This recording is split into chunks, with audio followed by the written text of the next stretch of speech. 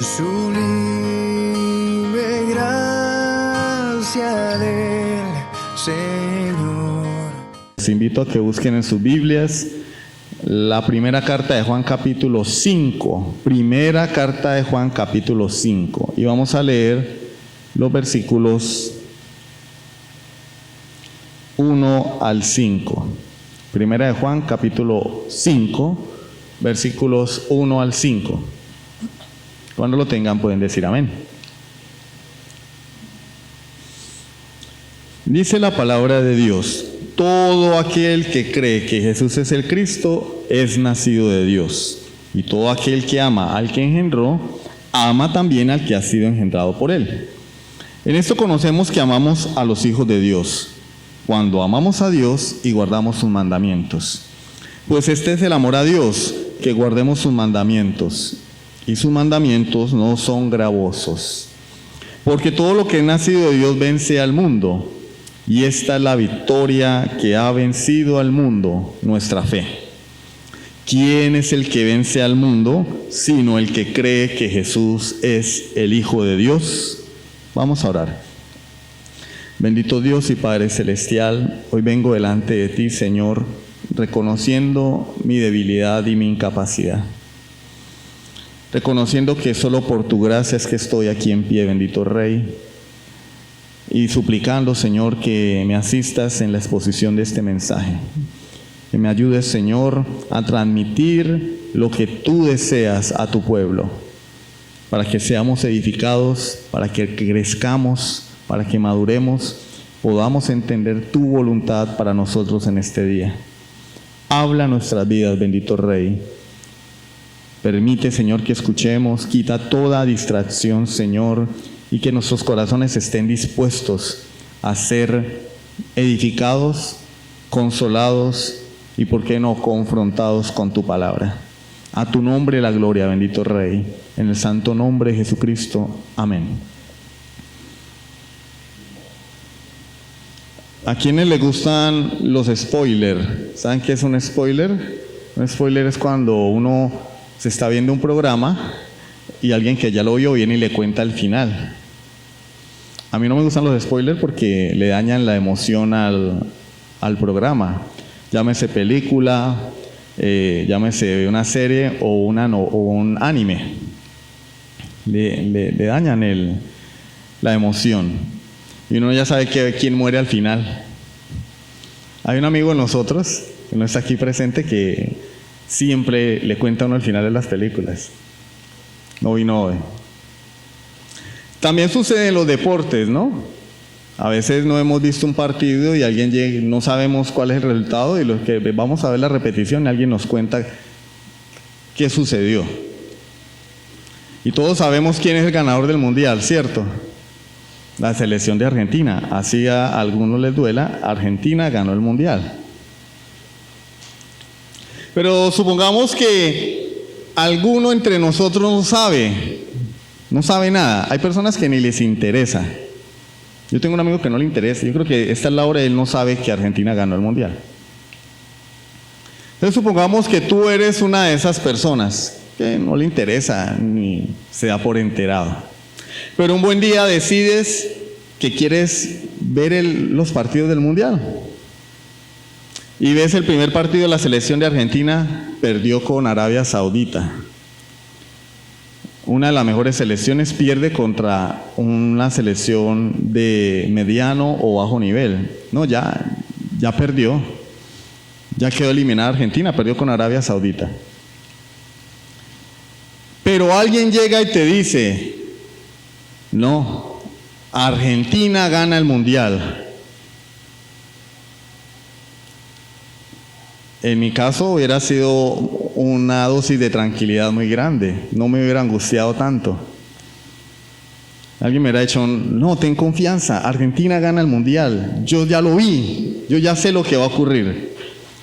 Yo tendría confianza y en el desarrollo de los partidos tendría emoción, a veces incertidumbre, pero estaría tranquilo porque ya conozco el final. Ya sé que Argentina gana el mundial. ¿Cómo? No lo sé. pero alguien me lo afirmó y me lo aseguró, alguien que ya vio el mundial o alguien que viene del futuro, ¿cierto? Y cuando Argentina ganó el mundial, la hinchada fue premiada como la mejor hinchada del mundial, porque toda una nación y millones de personas alrededor del mundo se volcaron en apoyo a esta selección. Alguien puede decir, pero ¿por qué celebran si ganó fue la selección? No, cuando una selección gana, no dicen la selección del director técnico X ganó, no, la selección del país que representa. Cuando gana la selección Colombia, los colombianos decimos ganamos. Cuando gana la selección argentina, los colombianos decimos ganamos. Bueno, los colombianos hinchas de Argentina, ¿no? Hinchas de Messi. De manera que su victoria es, en cierto modo, nuestra victoria. Ellos representan a una nación, a un país. Y nosotros no vamos a la cancha a jugar, pero ellos nos representan. Y cuando ellos ganan, nosotros ganamos. El título de la predicación del día de hoy es Venciendo al mundo. Cristo venció en la cruz del Calvario y su victoria es nuestra victoria, aunque no hayamos estado allí, aun cuando el panorama parezca adverso, aunque haya oscuridad y tinieblas delante nuestro. Una cosa sí sabemos, Cristo ha vencido. Yo no sé cómo va a ser Él, lo único que sé es que Él venció y que yo estaré con Él algún día. Lo demás son detalles. Hoy vamos a desarrollar nuestra predicación en 3 puntos. En primer lugar, los hijos de Dios vencemos al mundo, versículo 4, parte A. En segundo lugar, la fe que vence al mundo, versículo 4, parte B. Y en tercer lugar, Cristo es el vencedor del mundo, versículo 5. Y en cuarto y último, algunas aplicaciones prácticas. Entonces vamos a iniciar con el primer punto. Los hijos de Dios vencemos al mundo, versículo 4, parte A. Leímos desde el 1 para no perder el hilo de la lectura, ¿sí? No llegar perdidos.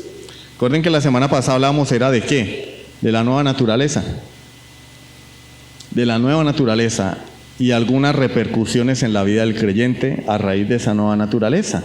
Hoy vamos a hablar de otra repercusión o efecto de una nueva naturaleza en el nuevo creyente. Y es la fe que vence al mundo.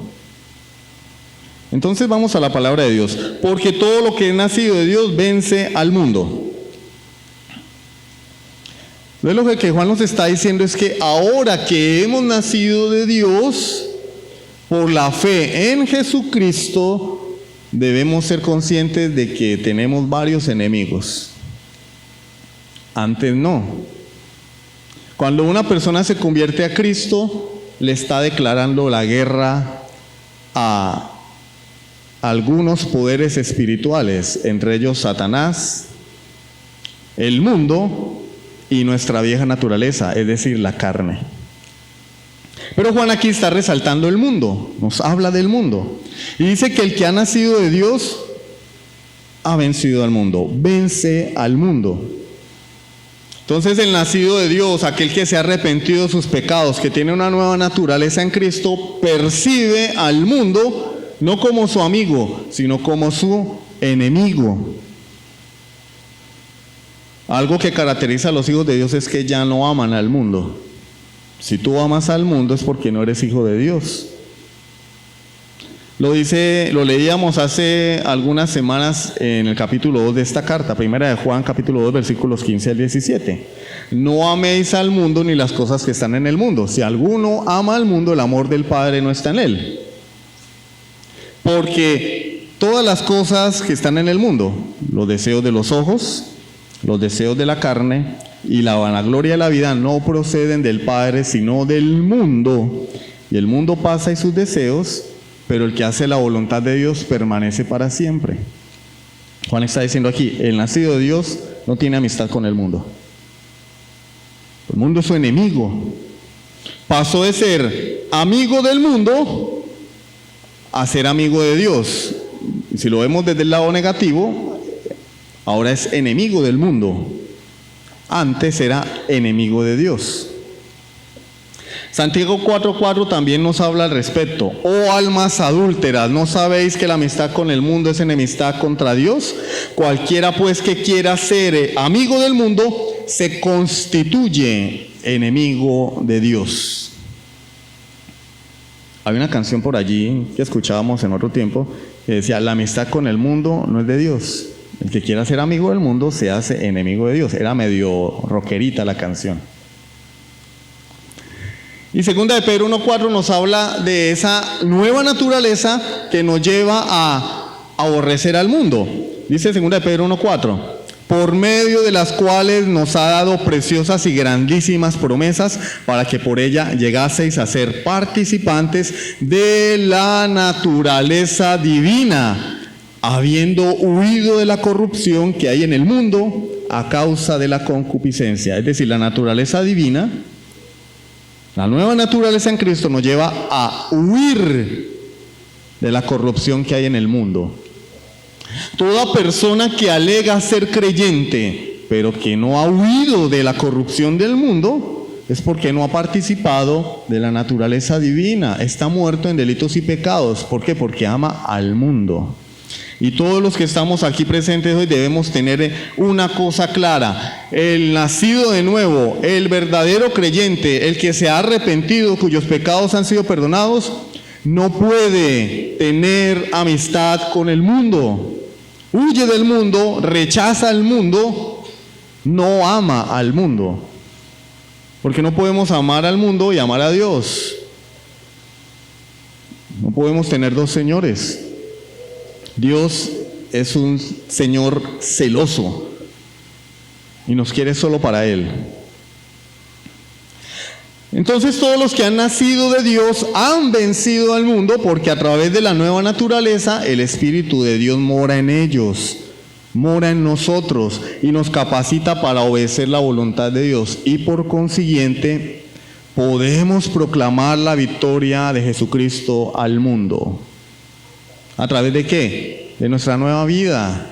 La vida de Cristo es visible en nosotros. Y podemos, como se dice, marcar la diferencia. Ya no soy del mundo. Y eso es algo visible. Y por eso el Señor en Juan 16:33 dijo: confiad, yo he vencido al mundo. Otra traducción dice: tengan valor, yo he vencido al mundo. Hay que ser valientes para luchar contra el mundo, para rechazar al mundo, para ir contra la corriente. El verdadero creyente no va con la corriente. El verdadero creyente es como el salmón. ¿Sí saben cómo es el salmón, no? Rico, muy rico, delicioso. Pero cuando está vivo, él nada contra la corriente para poner sus huevos. Nada contra la corriente del río. El verdadero cristiano es contracorriente, no por capricho, sino porque hay una naturaleza en nosotros, una nueva naturaleza. De manera que podemos decir que hemos vencido al mundo por nuestra propia capacidad. Es decir, el creyente puede decir: yo he vencido al mundo porque yo soy un duro. No, lo que hemos visto aquí es que el creyente vence al mundo por la nueva naturaleza que hay en él. Es decir, esa victoria no es nuestra, no nos pertenece en el sentido estricto de la palabra. No es mía, yo no la gané. Entonces, ¿por qué Juan nos dice que hemos vencido? Y yo no fui el que gané esa victoria. Bueno, eso nos lleva a nuestro segundo punto. La fe que vence al mundo, parte B, versículo 4. Y esta es la victoria que ha vencido al mundo, nuestra fe. Entonces, en el primer punto veíamos que hemos vencido por la nueva naturaleza que hay en nosotros. Ahora, ¿en qué consiste esa victoria? Esta es la victoria que vence al mundo, nuestra fe. O sea, esa victoria nos fue dada. ¿Cuál victoria? Bueno, Juan está diciendo, acá no dice que son los vencedores los que vencen al mundo, ¿no? No está hablando de personas, está hablando en un sentido que mostrándonos un concepto. Esta es la victoria.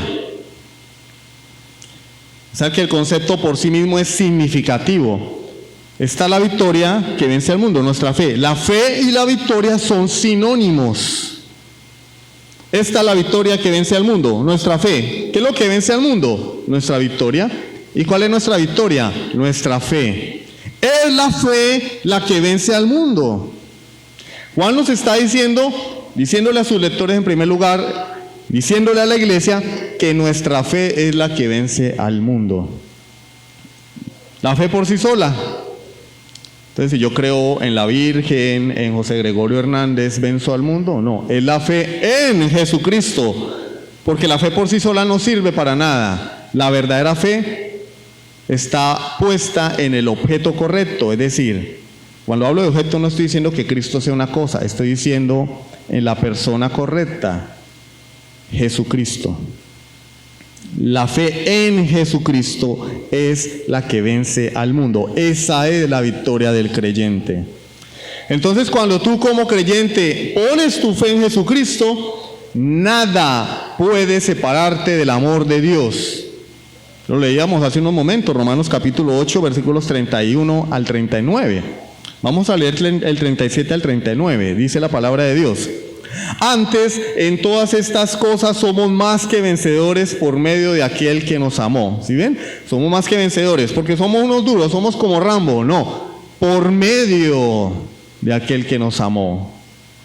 Por lo cual, estoy seguro de que ni la muerte, ni la vida, ni ángeles, ni principados, ni potestades, ni lo presente, ni lo porvenir, ni lo alto, ni lo profundo, ni ninguna otra cosa creada podrá separarnos del amor de Dios que es en Cristo Jesús, Señor nuestro.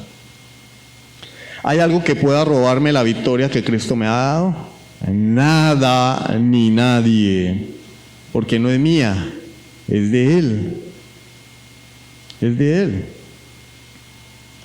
Es como cuando los padres que tienen sus hijos, obvio, pues si son papás es porque tienen hijos, ¿no? Van a cruzar la calle. Cuando el niño sujeta la mano del padre, lo más seguro es que en algún momento se va a soltar. ¿No les ha pasado, papás y mamás, que el niño se les pierde en un momento? Ay, ¿a dónde está? Pero cuando es papá quien sostiene la mano de su hijo para cruzar la calle, no hay nadie que pueda separar a ese niño de su padre. ¿Por qué? Porque no depende del niño, no depende de la fuerza del niño, no depende de las capacidades del niño, depende de papá. Y papá no lo va a soltar porque lo ama, porque es de él. Entonces el niño dice, crucé la calle. Sí, la cruzaste porque papá te tenía de la mano, te sujetaba con todas las fuerzas de su ser. Nuestra victoria no es nuestra, pero hemos vencido porque Dios nos lleva de la mano. Entonces ninguna de las fuerzas del mal que hay en el mundo puede vencerte si realmente confías en Jesús. Si realmente yo confío en Jesús, nada ni nadie va a poder vencerme, espiritualmente hablando, ¿no? Estamos hablando de cosas espirituales. No estamos hablando de que vamos a ser millonarios y ricos y esas cosas, no. Estamos hablando de cosas espirituales. El mundo no me podrá vencer, Satanás y sus huestes no podrán vencerme, la cultura no podrá vencerme, el desánimo no podrá vencerme, la depresión no podrá vencerme, porque Dios me lleva de la mano y me ha dado la victoria de su Hijo. Sin embargo, el mundo arremete contra los creyentes para hacerlos desanimar, para hacerlos dudar, para llevarnos al pecado. ¿De qué está lleno el mundo? No es sino que prender el televisor, prender el teléfono y revisar lo que hay allí, y nos vamos a dar cuenta de que el mundo arremete contra los cristianos. Filosofías anticristianas, herejías destructoras, la moda, las ideologías que hay hoy en el mundo, las amistades que tenemos en el mundo, amistades peligrosas. Todo eso proviene del mundo y arremete contra el creyente. Ataca al creyente para hacerlo que resbalar, para hacerlo dudar de Dios. No solamente aquellas cosas que nos seducen, aquellas cosas que siembran incertidumbre en nosotros, las noticias. La economía está mal, la inseguridad ha aumentado, la situación parece que no va a mejorar. Y día tras día vemos noticias y noticias y noticias, y ¿cuál es el reporte? Las cosas están mal y van de mal en peor. Bien nos haría de vez en cuando apagar el televisor y no ver noticias y enfocarnos más en Dios. Todas estas cosas son dañinas para la santificación del creyente. La cultura del mundo, la filosofía del mundo, las herejías que pretenden entrar en la iglesia, porque el mundo ha entrado en la iglesia. Y hoy las iglesias parecen más clubes sociales, centros de entretenimiento, que iglesias que quieren rendirle culto a Dios. La iglesia ha dejado de ser columna y baluarte de la verdad para recibir lo que el mundo está ofreciendo. Eso pretende destruir la iglesia, pretende minar la fe del creyente, generar desconfianza. ¿Cuántas personas no han tropezado por causa de aquellas cosas que se han introducido en la iglesia? Falsas doctrinas, el secularismo. Eso hoy está a la orden del día. Ese es el ataque del mundo, un ataque espiritual. Pero además de los ataques del mundo hacia el creyente por causa de nuestra unión con Cristo, porque el que es del mundo, pues el mundo no lo ataca, no es que él vive feliz como pez en el agua. ¿Cuándo hemos visto a un adúltero quejándose de que hay muchos burdeles? ¿No? ¿Feliz? ¿Cuándo hemos visto a un alcohólico que le encanta el trago quejarse porque están abriendo los bares hasta muy tarde? No, él es feliz. ¿Cuándo hemos visto a un ladrón quejándose por la inseguridad? Él es feliz. Pero el mundo ataca es al verdadero creyente, y el verdadero creyente es el que se siente descontento con la situación del mundo. Además de la situación espiritual del mundo, el creyente tiene que sufrir aquellos males comunes a todos los seres humanos por causa del pecado.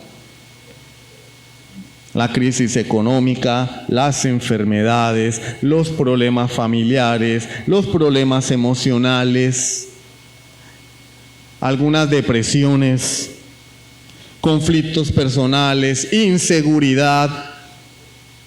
O hace la mano el que no ha sufrido de ello. Y una vez mandamos a traer las veladoras, le ponemos un altar y le ponemos velitas.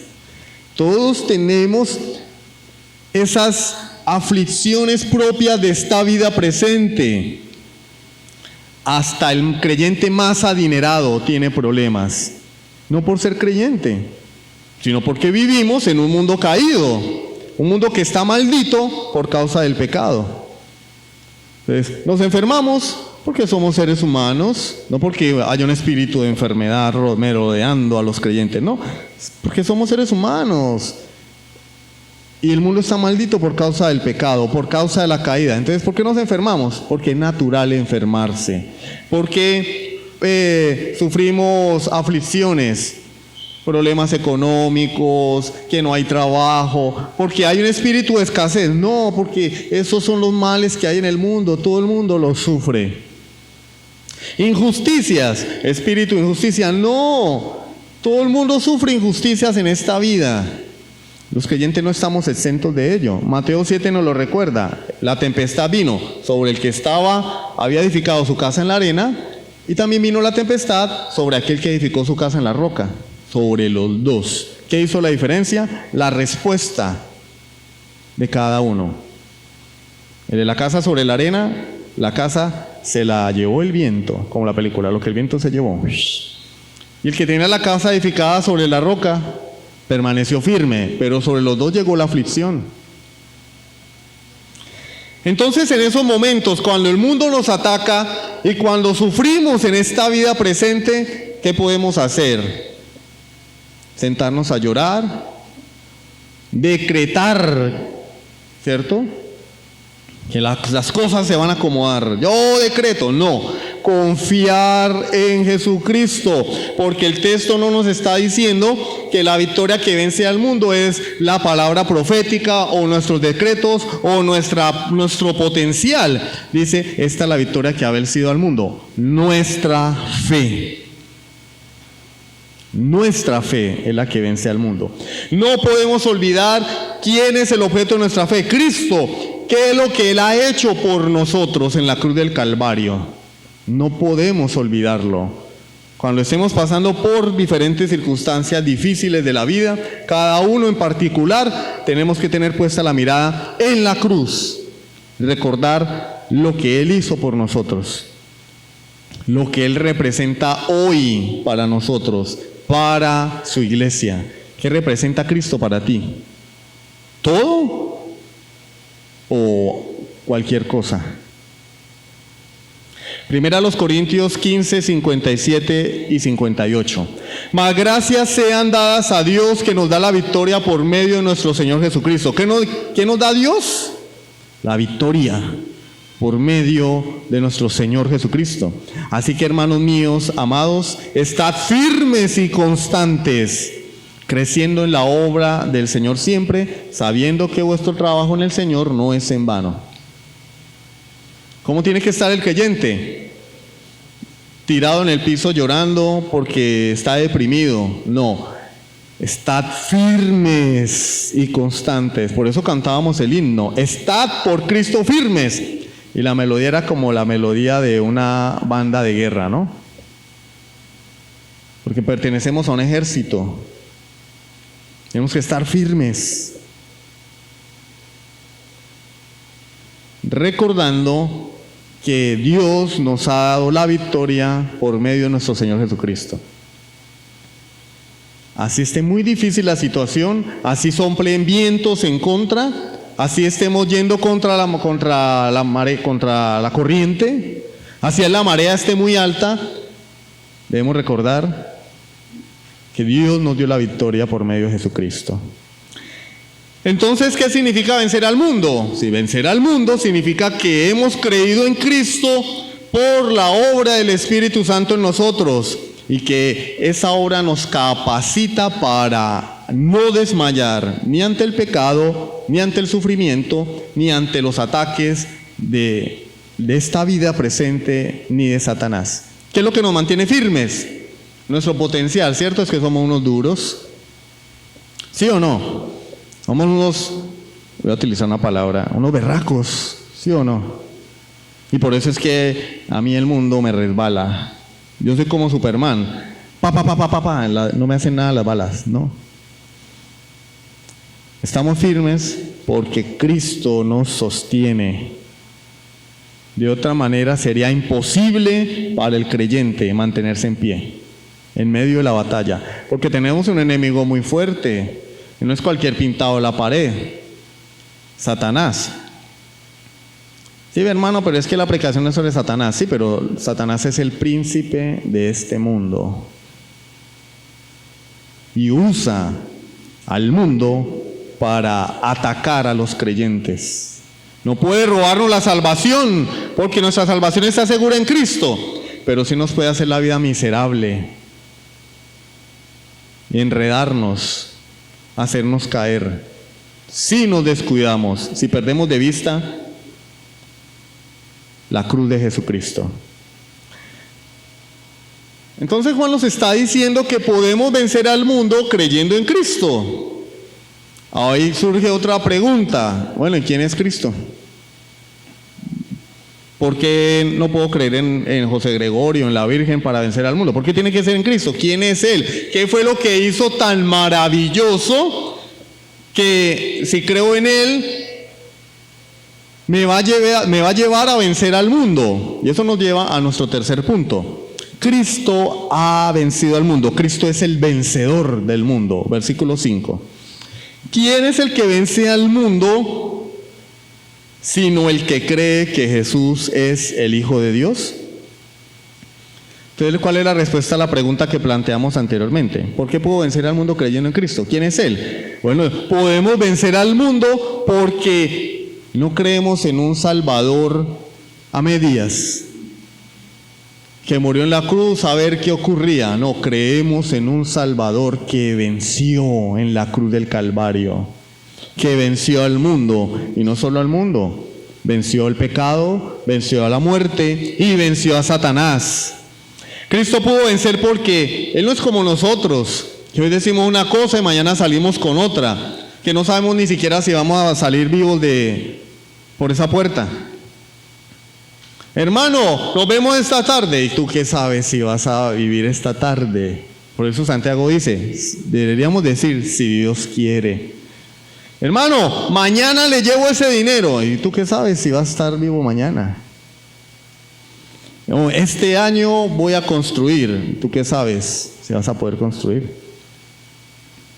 Pero Él sí pudo vencer porque Él es el Hijo de Dios. Él es la segunda persona de la Trinidad. Jesús es Dios encarnado. Al contrario de lo que creían los gnósticos, que lo digo por enésima vez, ellos creían que Jesús no podía ser Dios, sino que Jesús era un elegido de Cristo para reposar sobre Él. Cristo descendió en el bautismo y se desapareció en la crucifixión y dejó a Jesucito solo, porque Jesucito no era Dios.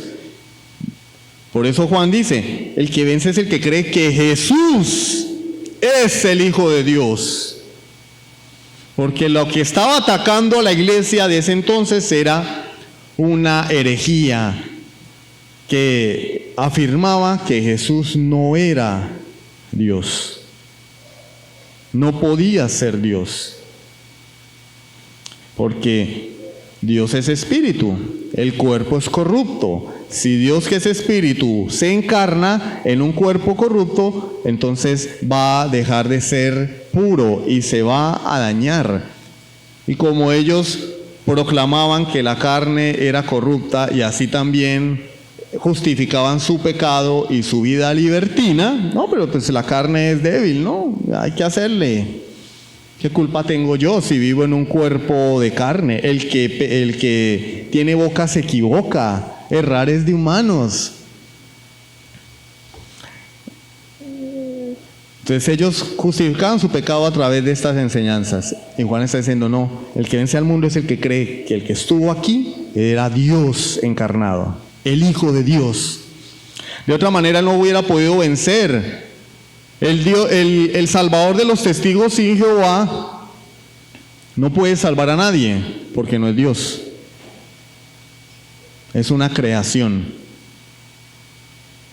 El Salvador de los testigos sin Jehová no puede salvar a nadie porque no es Dios. Solo Dios podía pagar el precio de nuestro pecado.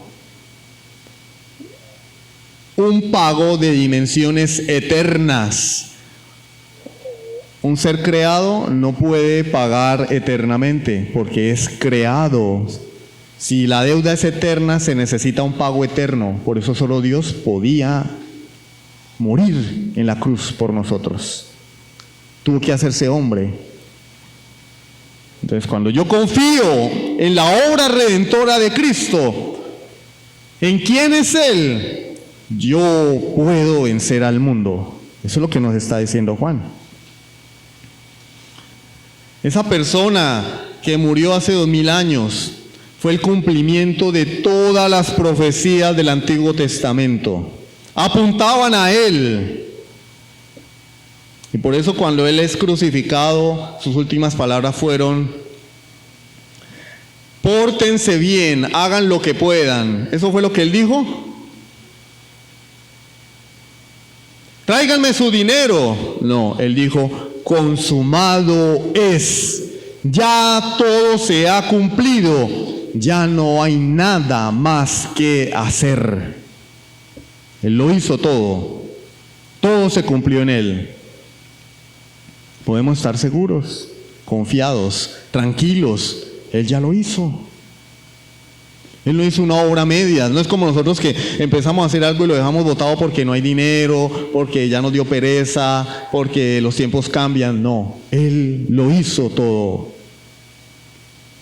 Eso es nuestro motor, nuestra motivación. Y Él nunca falta a su palabra. Él no dejó todo allí en la cruz. Ascendió a los cielos después de resucitar y prometió que volvería por nosotros. Y lo que ha demostrado la Biblia y la historia es que Él cumple sus promesas. Él volverá. Para que sea que estemos vivos o que hayamos muerto, nos encontremos con Él. Esta vida no lo es todo. Por eso el creyente desprecia al mundo, porque sabe que esta vida no lo es todo. Estamos aquí de paso. Por eso Abraham nunca construyó una casa. Ustedes saben que Abraham era una persona sumamente rica. Nunca construyó una casa. Ay, qué pesar, pobrecito, no tenía vivienda propia. Algunas personas, no digo que esté mal, enfocan toda su vida en construir una casa. ¿Eso está mal? No. Ahora, si Dios no está allí presente, está supremamente mal. Si Dios no es mi prioridad, está supremamente mal, porque esa casa se va a quedar aquí. Va a ser de otra persona. O con el tiempo se va a caer. Por eso Abraham lo entendió. Vivía en tiendas, porque él sabía que no pertenece a este mundo. Nosotros los creyentes nos enfocamos más en las cosas de esta vida. No estoy diciendo que esté mal, pero no son la prioridad. No tengo tiempo, mi trabajo. No tengo tiempo, mi casa. No tengo tiempo, mi carrera. No tengo tiempo, esto. No tengo tiempo, lo otro. Pero si estás de paso, tú pondrías todos tus ahorros en un banco que sabes que mañana va a quebrar. Mire lo que sucedió esta semana con algunos bancos. Se vinieron a la quiebra. Y las bolsas colapsaron y todo el mundo angustiado. Bancos de una gran reputación, muy importantes y poderosos en el mundo, y se vinieron al piso. Ahora, si yo te dijera que pusieras tus ahorros en ese banco, ¿lo harías? No, que está en quiebra. Este mundo está en quiebra. Este mundo se va a acabar. ¿Por qué pones todos tus esfuerzos en esta vida presente? ¡Todos! No te estoy diciendo que no te esfuerces en esta vida, pero por todo. Toda tu vida depende de este mundo presente, sabiendo que esto se va a acabar. Primera a los Tesalonicenses capítulo 1 versículos 9 y 10. Porque ellos mismos cuentan de nosotros la manera en que nos recibisteis y cómo os convertisteis de los ídolos a Dios para servir al Dios vivo y verdadero, y esperar de los cielos a su Hijo, el cual resucitó de los muertos, a Jesús, quien nos libra de la ira venidera. ¿Qué pasó con los tesalonicenses? Se convirtieron de los ídolos para servir al Dios vivo y verdadero. Y a disfrutar del mundo, porque el mundo se va a acabar, ¿cierto? No. Y esperar de los cielos a su Hijo Jesucristo. Cuando una persona se convierte a Cristo, ¿qué hace? Esperar que Cristo venga. De una forma activa. Es decir, vive la vida de Cristo en este mundo presente, pero con la mirada puesta en la eternidad. Trabajo con todas mis fuerzas, porque Jesús es mi Señor. Y tengo que hacerlo bien porque en cualquier momento viene por mí o pierdo mi vida. Le sirvo a Dios con todo mi corazón, porque Jesús es mi Señor. Y en cualquier momento viene o pierdo yo esta vida y quiero presentarme delante de Él, no con las manos vacías. El verdadero creyente espera la venida de nuestro Señor Jesucristo. Espera la venida de Cristo. ¿Tú estás esperando la venida de Cristo o ¿Eres de los que piensa que nunca va a venir y que podemos vivir a nuestras anchas en este mundo? Y que, como dicen, Chuchito al final me va a dar una segunda oportunidad, me va a dar un chance. Se murió Juanito, está en la presencia del Señor. ¿Por qué? No, porque Dios es misericordioso y en el último momento le va a dar la oportunidad. No, eso no, la Biblia no enseña eso. La Biblia dice, si oyereis hoy su voz, no endurezcáis tu corazón. Hoy es el día de salvación, no es el día que te vas a morir. Hoy, cuando oyes su palabra. Entonces todo verdadero creyente vive a la luz de la eternidad. Vive esperando cuándo va a volver a su patria celestial. Como cuando uno está de vacaciones. Uno cuando está de vacaciones no compra terrenos, no busca trabajo, no. Uno sabe que las vacaciones se acaban y tiene que volver a su patria, tiene que volver a su hogar, porque no soy de aquí, estoy de paso. Si eres un verdadero creyente, estás de paso por esta vida. No eches raíces aquí, porque no perteneces a este lugar. A no ser que no serás un verdadero creyente. Entonces, en ese caso, pues, obviamente tienes tus raíces y tus afectos en esta vida presente. ¿Cómo venció Cristo al mundo? Peleando, ¿cierto? Con un ejército de ninjas. Y se agarró a pelear contra los soldados romanos. No. Nuestro Redentor no venció al mundo luchando contra él. Jesús resistió el ataque del mundo, porque Él como Dios sabía y confiaba perfectamente en la voluntad de su Padre. Él confiaba en la dirección que Dios le daba. Y al final, ¿cómo salió todo? Como Él creía y esperaba. Se cumplió lo que Dios había determinado. De tal manera que cuando está siendo entrevistado por Pilato, allí en Juan capítulo 18, versículo 36, salen estas palabras de su boca: mi reino no es de este mundo. Eso fue lo que él dijo. Algunos creyentes dicen, mi reino es este mundo. No, él dijo, mi reino no es de este mundo. De manera que si Cristo actuó así, nosotros no podemos actuar de forma diferente. Nuestra lucha no es con las armas terrenales, según a los Corintios capítulo 10, versículos 4 y 5. Porque las armas de nuestra milicia no son carnales, sino poderosas en Dios para la destrucción de fortalezas, derribando argumentos y toda altivez que se levanta contra el conocimiento de Dios y llevando cautivo todo pensamiento a la obediencia a Cristo. ¿Nuestras armas son terrenales? ¿Son carnales? Son espirituales, son poderosas en Dios. ¿Cómo venció Jesús al mundo? De una forma humanamente ilógica. Se dejó matar, se entregó para morir. Y por eso los griegos decían, por eso Pablo en 1 Corintios 1 dice que el evangelio de la cruz es locura. ¿Cómo? Y la palabra literal es algo estúpido, en la traducción literal. Es locura, ¿por qué? Porque como alguien que muere me puede salvar a mí. Eso es una locura. No, que está muriendo.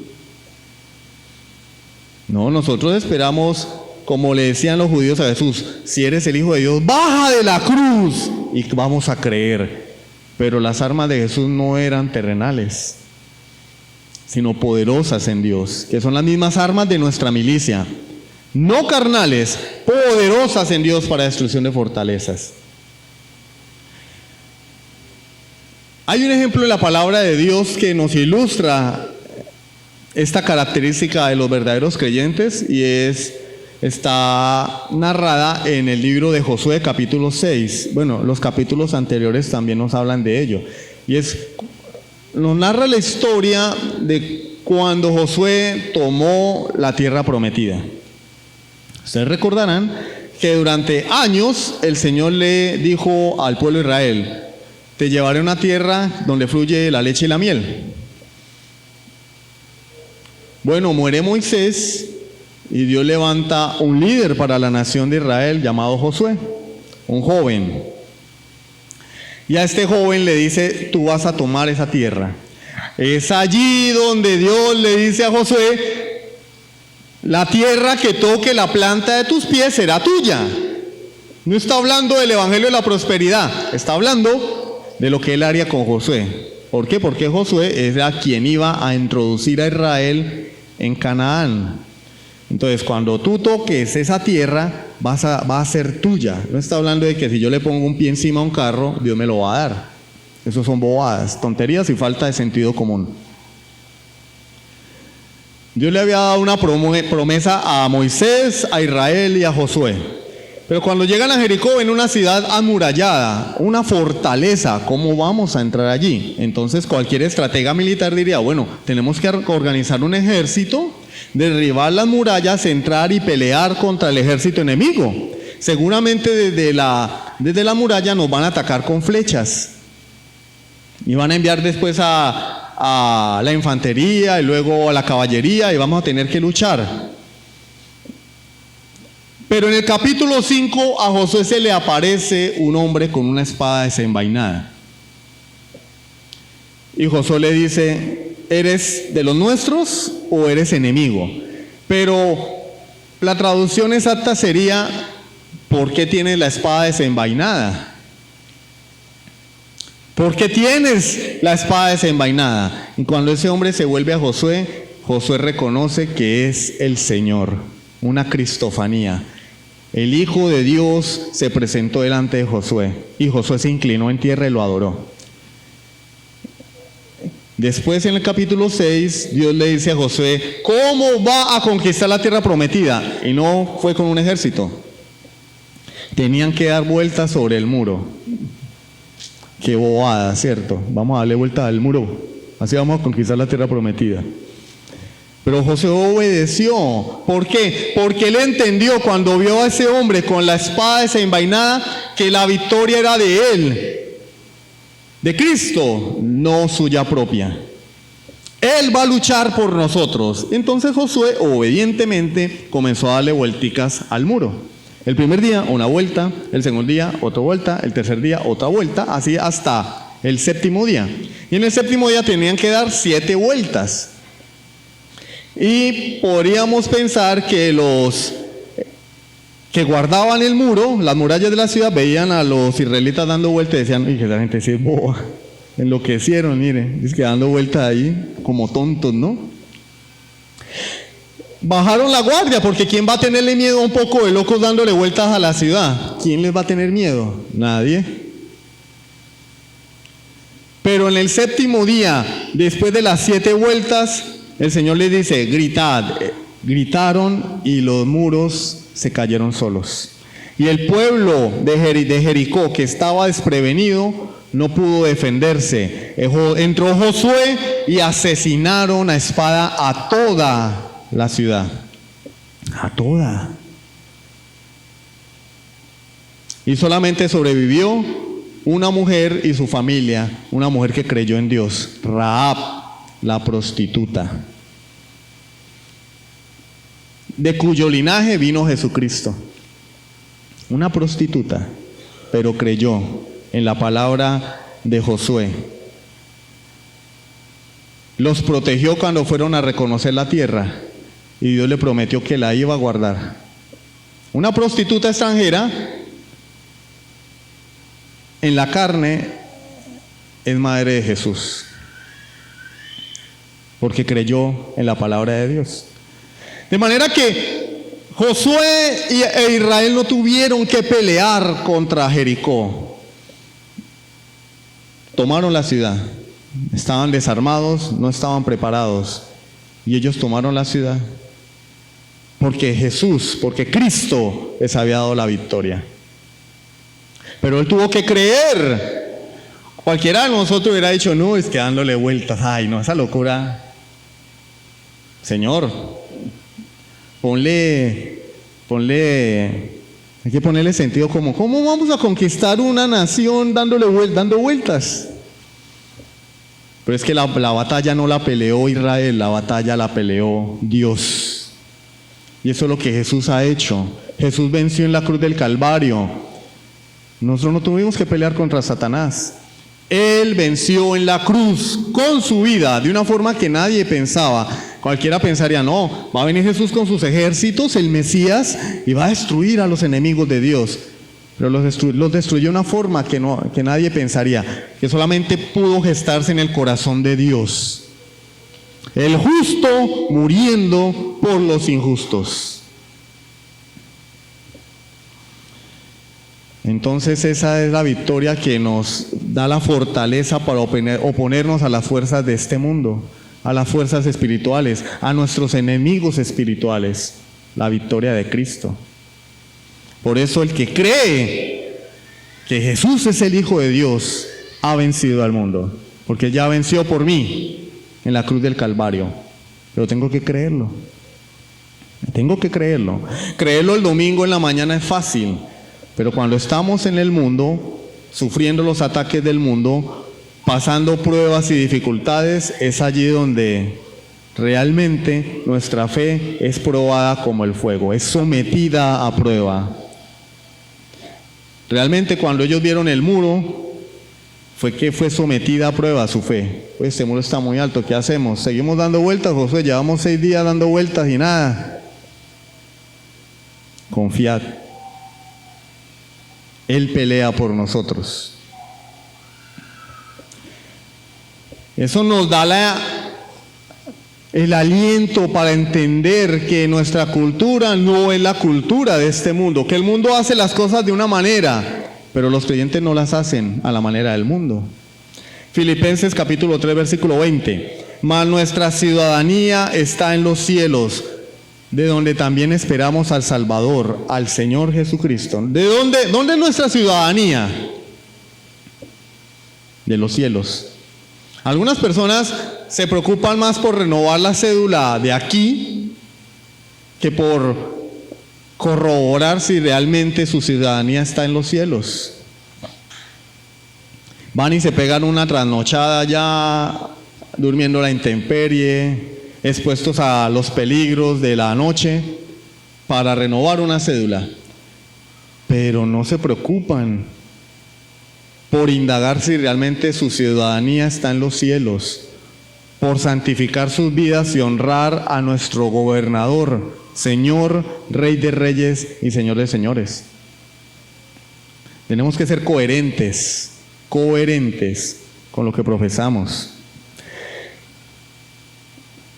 Cristo vino a este mundo, el Hijo de Dios, Dios encarnado, vivió la vida que nosotros no pudimos vivir, una vida perfecta, y murió la muerte que nosotros no podíamos morir, porque nosotros no podíamos pagar por nuestro pecado muriendo en una cruz, pero Él sí lo pudo hacer, de manera que Él y solo Él pudo proclamar estas palabras: en el mundo tendréis aflicción, pero confiad, yo he vencido al mundo.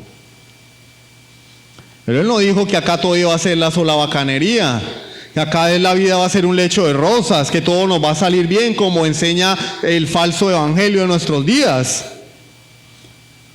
Él nos dijo: en el mundo tendréis aflicción. Entonces no nos sorprendamos cuando vengan los problemas, porque Él ya nos lo advirtió. Y Pedro dice: nadie se sorprenda cuando venga el fuego de la prueba, como si algo extraordinario hubiera llegado. Y Jesús ya nos lo advirtió. Pero en medio de la dificultad, Él nos da las mayores palabras de esperanza: confiad, yo he vencido al mundo. ¿Qué pide Él? ¿Dinero? ¿Propiedades? No, fe. Confiad, yo te pido que confíes en mí, te pido que creas en mí, te pido que te apropies mi victoria, porque yo he vencido al mundo. Conclusiones. El mundo no puede aceptar esto. Para la persona que se niega a reconocer que Jesús es Dios, o sea, el mundo, Él y sus mandamientos constituyen una amenaza a su estilo de vida. Por eso al que aborrece a Dios no le gusta que le hablen la palabra de Dios. Le gustan es que les doren la píldora, que les hablen bonito y les rasquen el oído, porque esa es la filosofía del mundo. el buenismo, la tolerancia. Y cuando un creyente se pone en pie de lucha y proclama las verdades del Evangelio, lo tildan de intolerante, de retrógrado. Pero esa es la filosofía del mundo. Todo va a estar bien, estamos evolucionando, Dios no existe. Rechaza a Dios, los que están en el mundo y la filosofía de este mundo. Pero el Hijo de Dios sabe que Dios ha enviado a su Hijo Jesucristo para redimirnos de la esclavitud del pecado.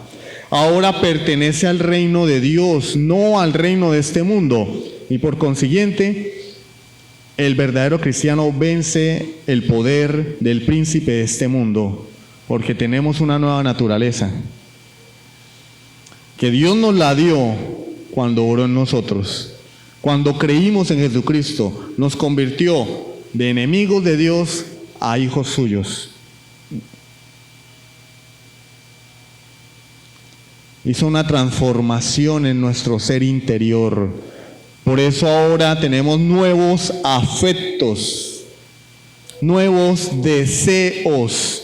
Si mi deseo sigue siendo el mismo y mis afectos siguen siendo los mismos, por más que yo haga como el gato hace popó y tapa el popó. Pero en algún momento empieza a oler. Por más que yo quiera tapar mi pecado con un manto de apariencia, de piedad, tarde o temprano el mundo me va a arrastrar. Porque la victoria que vence al mundo es la fe que nos es dada por el nuevo nacimiento.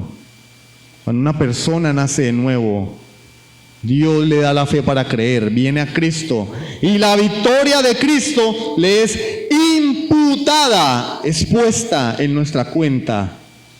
Así como cuando la selección gana un partido y nosotros decimos, ganamos.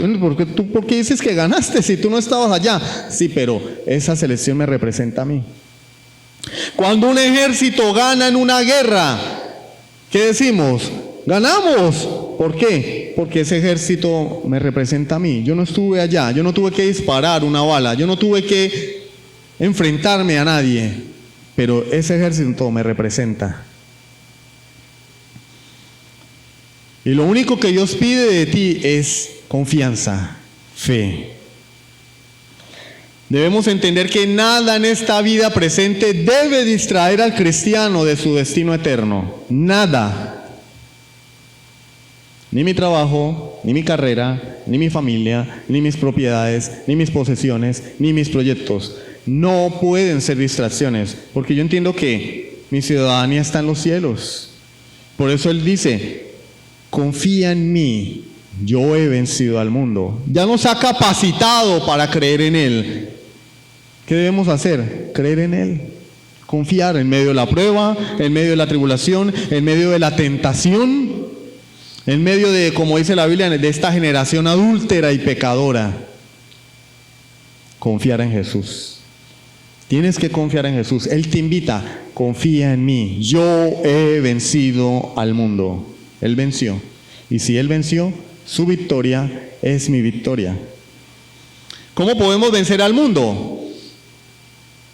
Santiago 4:7 dice, someteos pues a Dios, resistid al diablo y huirá de vosotros. Hay personas que creen en la dichosa guerra espiritual, que no es otra cosa que es brujería cristianizada.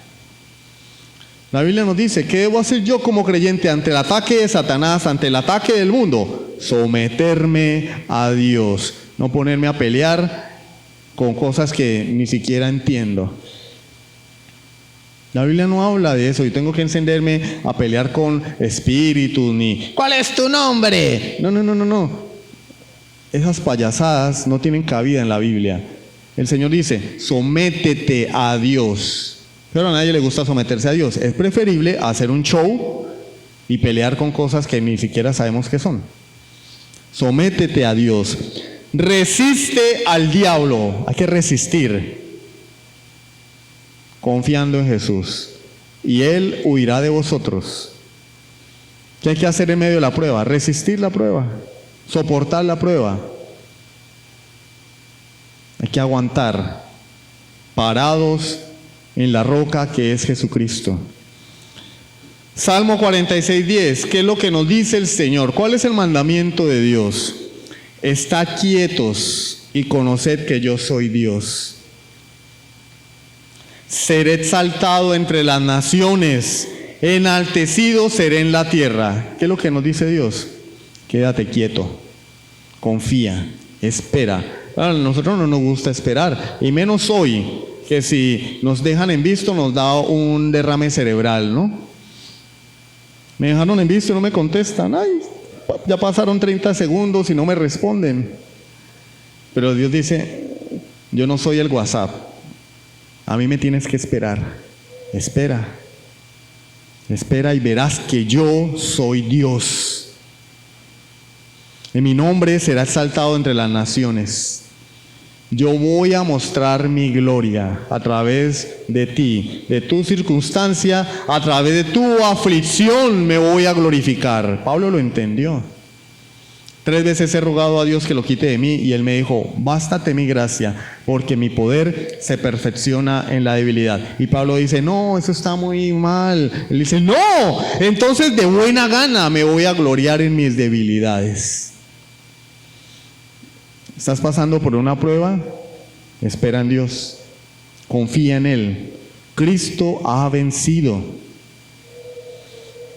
No importa qué tan negro esté el panorama, Él ha vencido. Soporta la aflicción, soporta la prueba, soporta la tentación. No cedas ante el mundo, porque Él ha vencido. Y su victoria es nuestra victoria. Amén. ¿Tienes tú esta confianza, querido amigo y hermano que me estás escuchando? ¿Tienes tú esta esperanza de que la victoria de Cristo es mi victoria? Si no la tienes, puedes tenerla creyendo en Jesús, arrepintiéndote de tus pecados. Recordemos que la victoria es para aquellos que han nacido de Dios. Todo aquel que ha nacido de Dios vence al mundo. Todo aquel que se arrepiente vence al mundo. Todo aquel que cree en Jesucristo vence al mundo. Todo aquel que ha venido humillado ante Cristo, suplicándole perdón de sus pecados, vence al mundo. Si ese no es tu caso, yo te invito a que te arrepientas de tus pecados. Entrégale tu vida a Cristo, reconócelo como tu Señor, póstrate delante de Él, suplícale que te perdone. Si se acabarán tus problemas, no. Pero Él te capacitará para enfrentar esta vida que a veces suele ser muy dura y difícil. Tendrás una nueva naturaleza, la naturaleza de Dios mismo morando en ti a través de su Espíritu Santo. Y podrás decir, como dijo Jesús, yo he vencido al mundo, pero no por mí mismo, sino porque Él venció por mí. Vamos a orar. Padre Celestial, yo te alabo, te doy muchísimas gracias por tu bondad y por tu misericordia, al permitirme compartir este mensaje de salvación, este mensaje de santificación para tu iglesia. Dios mío, ayúdanos a esforzarnos, a cumplir con nuestra tarea, Señor, a luchar contra el mundo, no con armas terrenales, sino con esas armas espirituales que son poderosas en ti para destrucción de fortalezas. Bendito Rey, ayúdanos. A veces la vida no es fácil, pero contigo, Señor, tenemos la victoria. Padre, si hay alguien aquí que aún no ha entregado su vida a Jesús, no se ha arrepentido de sus pecados, que aún sigue muerto espiritualmente. Si hay alguien aquí que ama al mundo, que el mundo, su filosofía, lo devoran. Señor, yo te pido que inquietes su corazón con tus palabras, que le des arrepentimiento y fe, para que pueda venir postrado delante de ti, mirar la cruz y encontrar en Jesucristo la salvación para su alma. Bendito Dios, trae salvación, Señor, a la vida de aquellos que no se han arrepentido. Rescátalos de las manos de Satanás, rescátalos del reino de este mundo y trasládalos al reino de tu amado Hijo, como hiciste con tu iglesia, como has hecho con nosotros. Ayúdanos, bendito Dios, a confiar en medio de la dificultad. Decirlo es fácil, a veces se complican las cosas. Ayúdanos, Padre, danos fortaleza. Dale, Señor, fuerza al que está debilitado, al que duda, Padre Celestial. Como dijo alguien, Señor, creo, ayuda a mi incredulidad, bendito Dios. Trae consuelo, Señor, a tu iglesia, a aquellos que están sufriendo, bendito Rey. Consuélalos, Padre Celestial, porque te lo pedimos en el nombre de Jesucristo. Amén. Gracia del Señor.